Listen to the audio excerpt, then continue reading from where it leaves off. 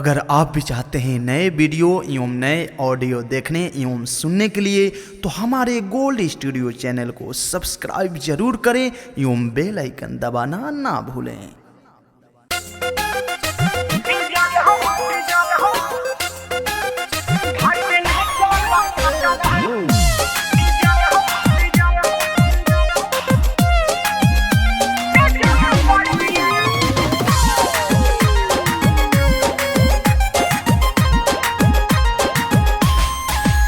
और देवे के बपेन हा जल्दी पियरिया ए हो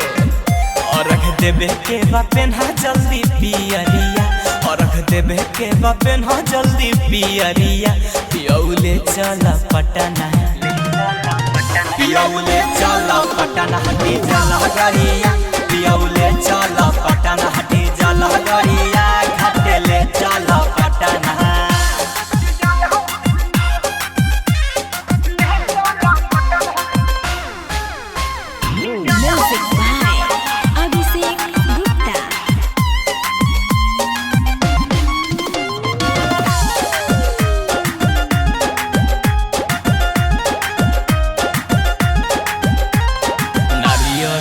हलवा बना के रख देले पानी हम दौरा सजा के नारियल सेवया हलवा बना के रख देले पानी हम दौरा सजा के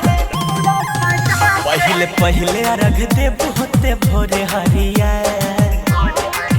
पहले पहले अर्घ देव होते भोरे हरिया पहले पहले अर्घ देव होते भोर हरिया पियौले चल पटना रजौले चल पटना हटी जल गरिया पियौले चल पटना हटी जल गरिया घाटेले चल पटना।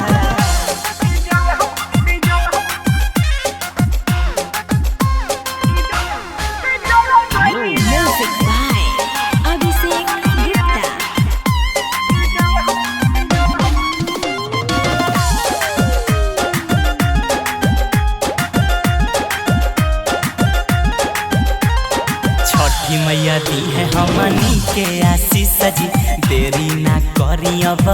रजनी सजी